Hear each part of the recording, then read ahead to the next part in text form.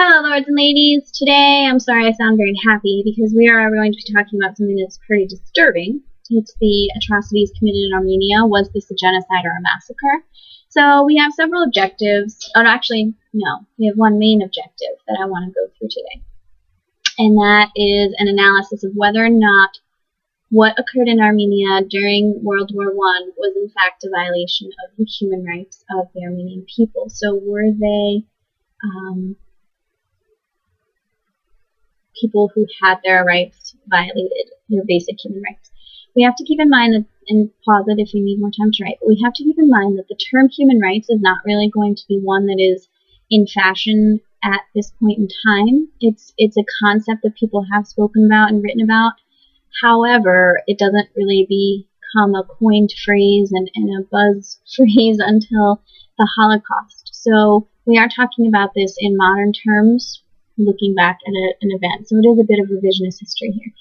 But the concept being that the truth is either one or the other. Did it violate human rights or not? And that's something I want you to be considering as we are talking about this. So in order to do that, I think that you guys will probably need some background on Armenia. You probably don't know a whole lot about it. Although thanks to one of my students last year, I did learn that someone named Kim Kardashian is from Armenia or Armenian in some way. And I actually thought she was a Star Trek alien. So that actually cleared up a lot for me. It made me understand that she is in fact a person. With apparently an Armenian background, which is kind of interesting to me. We also have some students in our school that are Armenian. I've had several in the past in my class, so it's kind of neat to be able to speak to people in our midst who are Armenian as well. But what you should know about them: in the 4th century AD times, Armenia converted to Christianity, and that's significant because Armenia is part of the Ottoman Empire and was even in that time. So for the Armenian people to convert to Christianity is something that's going to make them stand out, because the Ottomans, they are Turkish people who primarily practice Islam, which means they are Muslim. So there's already a point of difference and divergence between these two groups, and the Ottomans are in a position of power over the Armenians. They have authority. So this is something that will make the Armenians certainly stand out to the Ottoman Turks. Pause it now if you think you'll need more time to write. But you are seeing not necessarily will this be a problem, but it is a point for why there is difference between the two groups and why one would be pointed out by the other. So that is something to consider as we're talking about it. Okay? As we get further and further into Armenia and its background, I do want you guys to be aware of the fact that the Armenians were not exactly pleased to be being controlled by the Ottoman Turks, and that the Ottoman Empire was already entering a period of decline. The Ottoman Empire came into existence, well, really, it came into existence in like the 700s, but it came into prominence in the area that we're talking about in 1453 when it defeated the Byzantine Empire. So this is a centuries-old empire that is starting to lose its power and has had its power challenged by countries like Greece and Bulgaria and Romania and some of these other nations. So it is important to realize that the Armenians are not necessarily thrilled to be ruled by these foreign people. So nationalism is going to play a role here. The Armenians are going to want to fight for some more rights. And the fact that they're Christian is going to be an issue for the Ottomans in that because the Ottomans were largely good at practicing religious freedom and allowing the people they conquered do it. But the Ottoman are also going to have an issue with Russia, and so this kind of gets involved because of the Russian tie here. What happens is the Russians set up a Russian Armenia right on the outskirts of the Ottoman Empire, and I'll show you a map of that in a moment. But what happens is then now the Ottomans are going to look at the Armenians as, wait a minute, you people are going to ally yourselves with Russia, who is our enemy, and you are going to become a problem for us. So this is the potential that's going to arise with this, because Armenians promised some of their own rights are going to want to maybe flock into that Russian territory that is the new Armenia, and what will they do to the Ottoman Turks in order to gain favor with Russia? So there is an element of frustration here. You can pause it again if you needed to, but where the Ottomans are kind of looking at the Armenians as, are these people with us or against us? And they already have something in common with the Russians, which is that they are Christians, and most Russians are, in fact, Christians. So this is going to cause an increase in the distrust between the Armenians and the Ottomans that already existed. Now, look at it geographically. When I show you this map, I want you to see that this is what the Ottomans are seeing happen. And, you know, not to justify anything, but you see in the red writing, historic Armenia is there. And then the bright red country right next to it is Russian Armenia.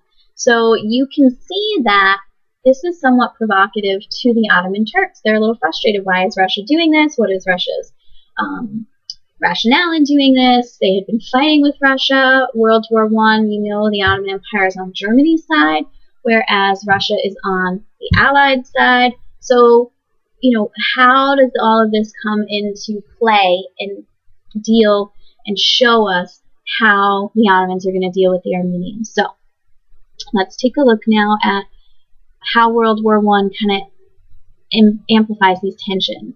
The Armenians are frustrated with the Ottoman oppression that they're experiencing, meaning that the Ottomans are exercising their control over the Armenians in a pretty cruel manner and going against their religious beliefs and things such as this.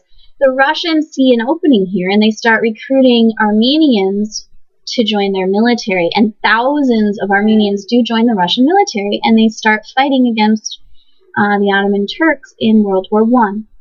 This is when the Ottoman Turk leaders decide that Armenians are an absolute threat, and we must deal with and eliminate this threat, because it is a threat to our very existence. So, again, pause it if you think you're going to need more time, but you have Christian Armenians frustrated with the Ottoman Turkish Muslim government that is ruling them in what they view to be a cruel way. And the Russians take full advantage by kind of recruiting these Armenian men and say, come on, join our army, fight with us, we're going against your enemy, we'll give you your freedom, you'll be able to rule yourselves, and you'll have your religious freedom, we're Christians just like you. And the Ottomans say, these are now enemies against us. They are now joining the Russian army and fighting against us. And we have provided for them for all of these years. So World War I really causes these tensions to be brought to a head. Now, whether or not they, you know, every Armenian thought this or felt some kind of kinship with Russia is probably unlikely, yet in the Ottoman eye, they're going to be painted with that brush. So here's what we're going to look at. The the Turks do come up with a plan for dealing with the Armenians. And this is documented, so it's not that this is not written down and documented somewhere. The Turkish plans, like what they want to do with this now Armenian threat that they feel is a danger to their society and their well-being, especially in light of the fact that World War I has broken out. Well, you're kind of thinking, if you're an Ottoman Turk, these are traitors in our midst. These are people who are part of our empire who are fighting with the Russians against us. So first their plan is, let's kill the Armenian leaders, the people who are going and rising against us and organizing the Armenians, more importantly, to do so, we need to be killed. Then we need to take all of the Armenian soldiers in our Ottoman army and round them up, put them in these labor camps. And the thinking there, then you can kill them in smaller groups and it won't be as noticeable. So you're killing off the leadership of the Armenians first. Okay, this is pretty straightforward planning here. And then you would then go into the villages, the more rural areas of Armenia, and attack those villages and kill the people there that they feel need to die. All right, so again, pause it if you think you're going to need more time, but this is a pretty planned out, this is, you know, what we want to do. This is our goal for how we're going to deal with that. If we kill them in the rural areas first, chances are, after we've taken out most of the leaders, chances are the people in the cities won't get wind of it until it's too late and we're already on to our next phase of the plan, which you're going to see in a moment. So there is a second phase to this, well, you know, a fourth phase to this plan, because clearly they have a step-by-step kind of map here. But here's the next phase of what the Ottomans planned for the Armenian people. So once they've got these rural areas kind of cleared out and they've killed off people in the villages and quietly, taken them, then they go into the cities, which are more densely populated, and where you're going to have a greater chance of strong and organized resistance, although hopefully in their minds killing off the leaders would have made that a little less likely. But here's the next phases that you would carry out. The next idea is to go into the cities and start emptying them out. And typically the primary targets for extermination, meaning, automatic execution, are the males. Because, think about it, those are your future soldiers, those are the people who will rise up and fight against you, probably with more success. Get rid of those people, kill them. Then take all the women and the children and march them into the desert. And on the way, you won't even necessarily have to kill them. They'll die in forced relocation. So the idea here is forced relocation. Move these people who you view as a threat to you. And if they die, they die. Okay? And this is the way that they feel like, okay, now the Armenian problem for the Ottoman Empire would be solved, and we would have put down these people who are rising against us and joining with our enemy, Russia. So pause it if you think you're going to need more time. But in looking this over, remember, keep in mind, the Turks and the Ottoman Turks viewed that the Armenians were a threat. There were Armenian men joining the Russian military and then turning arms against Ottoman Empire. So, this in a time of war is particularly disturbing for them, and you're going to see that this is how they're trying and saying they're going to solve this problem. Now, what actually ends up happening? Okay, that's what we have to look at. This was the plan. This was what, from documented evidence, we have seen to be how this was going to be done and how this was going to be carried out. Okay, the next thing we want to look at is what actually happens. How do things go for the Armenians? What is going to take place, and primarily during World War I, but the Armenians, again, were also being relocated in the 1890s and the early 1900s. So, this was an ongoing problem that World War I is certainly going to make worse. Okay, so what is it that the Ottomans are actually going to do? What are their actions? What are they going to carry out in actuality? So in April of 1915, you're going to see hundreds of Armenian leaders killed, executed, very much according to phase one of the plan. That anybody who is deemed to be someone who could be, riling the people up against the Ottoman government are executed, and a lot of them do die in custody as well. Turkish government then starts to order the forcible relocation, meaning you're going to take the clothes on your back, the shoes on your feet, and you're going to walk into the desert. They start to order that to take place. And there are going to be some men on these trips, whereas prior to this, the idea being it would be mostly women and children, and it will be predominantly women and children, but there will be men who are brought on these forced relocations.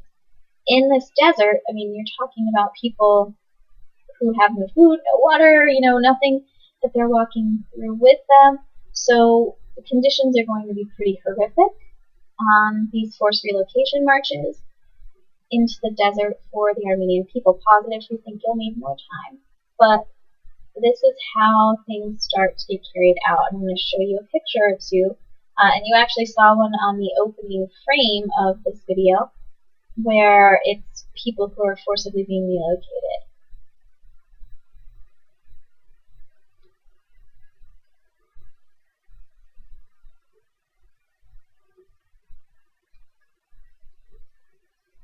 So,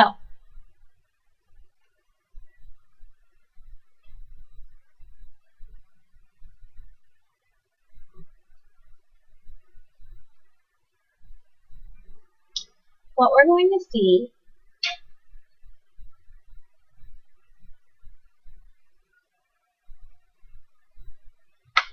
these people right here, you've got children, you've got women, filthy looking, dirty, covered in snow, being forced on these relocation marches. Nobody looks happy there. Okay, these are some pictures of emaciated children, Armenian children who were starving and could not even get the bare basic food to eat. to be able to survive. So when we're looking at this, again, it does get pretty upsetting. Okay. Now, what else the Ottomans are going to actually do? Okay. On these relocation marches, it's not fun. All right. They're not going and having a picnic out in the middle of the desert. You're talking about beatings. You're talking about Armenians being killed, murdered, women being raped, young women being attacked sexually. It's pretty horrifying, some of the stories that come out of this. There are actually crucifixions performed on young Armenian women where, there are pictures of them nailed up to crosses. It's pretty brutal, some of the actions taken by the Turks against the Armenians. And the estimates range, historians will tell you on the low end, about a little over 500,000 people, to well over 1 million people dead in this time period between during World War I. So again, this is factual information about what did occur. What we want to look at next first is going to be what is going to happen in Armenia after this war, because the Ottomans, and we know that the Germans are going to lose, and that means the Ottoman Empire loses. After this war, the Ottoman Empire is going to no longer exist. You're going to see a bunch of new countries come into play and come into existence. Now, Armenia is going to be one of those new countries. However, its independence will be short-lived. What you're going to see happen, okay, is that Armenia does become an independent country after World War I. And we'll look at that when we do the map of the world after World War I. But remember, Russia had this revolution, and as we see, Russia's going to spiral into a civil war. What you're going to see after that is that they are going to then seek to expand and regain some of the territory they had to give up to get out of World War I.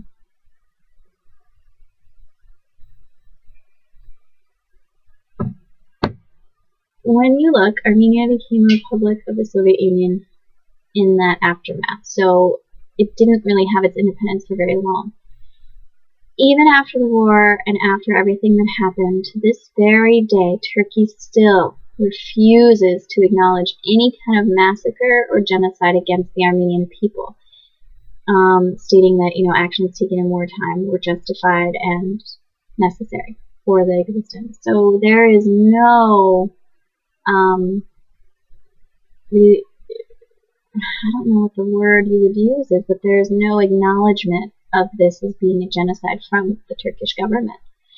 This has actually come into play when the United States wanted to use Turkey's airspace over to be able to launch missions into Afghanistan and Iraq, where George Bush was trying to force the issue of them saying this was a genocide and had to kind of back off of that position. So anyhow, these are some pictures from it. You saw there survivors with skulls. This is one of the mass graves uncovered. This is a picture, and you can see the Christian priest kind of standing up against the building. 1 million Armenians killed or in exile. This is the United States policy. I'm sorry, not policy, paper at the time, kind of showing you what happened. So you now, based on kind of what you've heard about this, and if you want, you can certainly go and do more research independently to see what other things that you can dig up about this, because there is precious little information on what happened in Armenia, unfortunately. So it's why there's still this great argument over whether or not it was either of these things. Was it a massacre? Was it a genocide? Was it none of the above? So for our intents and purposes, I want you thinking about the difference here. And they're both pretty heinous acts. But a massacre is the unnecessary and indiscriminate killing of large numbers of human beings, where you're talking, time of war, go out and just massacre people, kill people. Versus a genocide, which is a deliberate attempt to eliminate a religious, ethnic, or political group. Neither of these things is good. Let's just get that out there. But did the treatment of the Armenians constitute either of these things? Yes, no, why not? Which would you make the case for? And, can you see the Armenian and the Ottoman position? What are your thoughts on that. And we'll discuss that more in class when I see you again. I hope that you have learned a little bit more about what happened in Armenia, and I look forward to seeing you. Have a good evening.